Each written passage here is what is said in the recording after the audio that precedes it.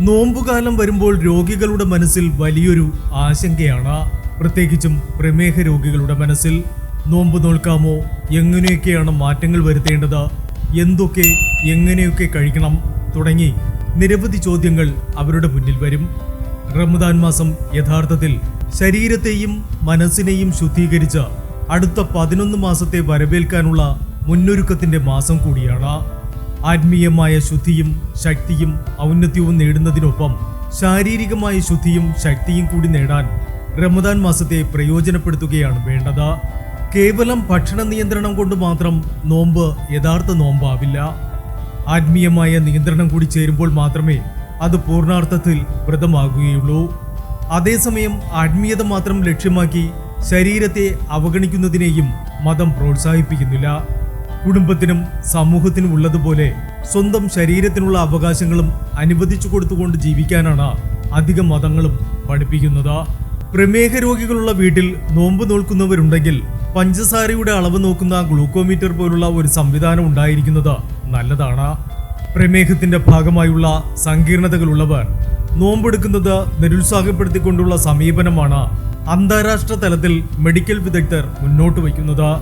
പ്രമേഹവുമായി ബന്ധപ്പെട്ട insulin injection എടുക്കുന്നവർ, വൃക്കയുടെ പ്രവർത്തനം തകരാറിലായവർ, ഹൃദയ സംബന്ധമായ കടുത്ത രോഗാവസ്ഥ അനുഭവിക്കുന്നവർ, ഞരമ്പുകളെ ബാധിച്ചിട്ടുള്ളവർ തുടങ്ങിയ അപകടഘട്ടത്തിലുള്ള രോഗികൾ നോമ്പെടുക്കുന്നതിനെ ആരോഗ്യ വിദഗ്ധർ പ്രോത്സാഹിപ്പിക്കുന്നില്ല.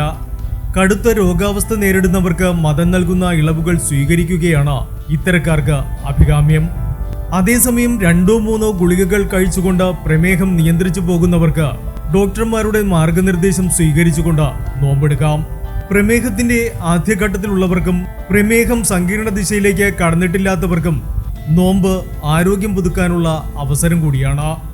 ഉറക്കത്തിൽ, ഭക്ഷണ രീതിയിൽ ഒക്കെ മാറ്റങ്ങൾ വരുന്ന നോമ്പുകാലത്ത് ആത്മീയമായ സൂക്ഷ്മതയ്ക്കൊപ്പം ഭക്ഷണ ക്രമീകരണവും ശ്രദ്ധിച്ചാൽ റമദാൻ മാസം എല്ലാ അർത്ഥത്തിലും പുണ്യങ്ങളുടെ പൂക്കാലമാകും. മധുരം, എണ്ണയിൽ പൊരിച്ചെടുത്തവ തുടങ്ങിയ ഭക്ഷണങ്ങൾ ഒഴിവാക്കുക. നോമ്പ് തുറക്കുമ്പോൾ കഴിക്കുന്ന ലഘുപാനീയങ്ങളിൽ പഞ്ചസാര പൂർണ്ണമായും ഒഴിവാക്കണം. ഇൻസുലിൻ എടുക്കുന്നവർ രാവിലെ അത്താഴം കഴിക്കുന്ന സമയത്ത് ഇൻസുലിൻ ഒഴിവാക്കുകയോ അളവുകൾ പരമാവധി കുറയ്ക്കുകയോ ചെയ്യാവുന്നതാണ്.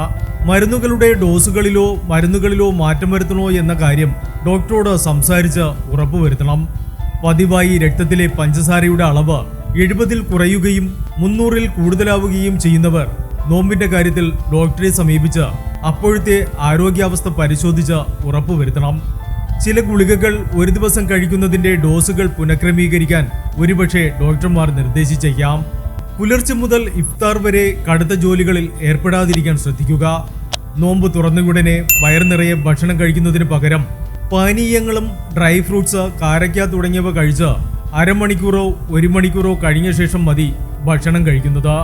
അതുതന്നെ എല്ലാം കൂടി ഒറ്റയടിക്ക് വയർ നിറച്ച് കഴിക്കുന്നതിന് പകരം 1-2 തവണയായി ഭക്ഷണം കഴിക്കുക. വെള്ളം ആവശ്യത്തിന് കുടിക്കുന്നു എന്ന് ഉറപ്പുവരുത്തുക. നാം ഭക്ഷണം കഴിക്കുമ്പോൾ നമ്മുടെ പാൻക്രിയാസ് ഉൽപ്പാദിപ്പിക്കുന്ന ഇൻസുലിൻ ഉപയോഗിച്ചുകൊണ്ട് ഭക്ഷണത്തിൽ നിന്ന് ലഭിക്കുന്ന അധിക ഗ്ലൂക്കോസ് ഗ്ലൈക്കോജനായി സംഭരിക്കപ്പെടുന്നു. ഈ ഗ്ലൈക്കോജൻ കരൾ, വൃക്ക, പേശികൾ എന്നിവിടങ്ങളിലാണ് സംഭരിക്കപ്പെടുന്നത്. അധികമായി വരുന്ന ഗ്ലൂക്കോസ് കൊഴുപ്പായി സംഭരിക്കപ്പെടുകയാണ് ചെയ്യുന്നത്.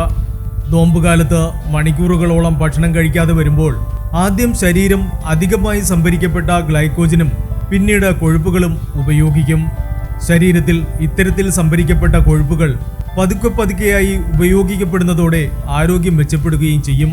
ഇതാണ് വ്രതം ശരീരത്തിന് നൽകുന്ന സമ്മാനം. അതുകൊണ്ട് തന്നെ റമദാൻ മാസത്തെ പൂർണ്ണമായും പ്രയോജനപ്പെടുത്തിയാൽ ആത്മീയമായ ശുദ്ധീകരണത്തോടൊപ്പം തന്നെ ശാരീരികമായ ശുദ്ധീകരണവും നടത്താൻ കഴിയും.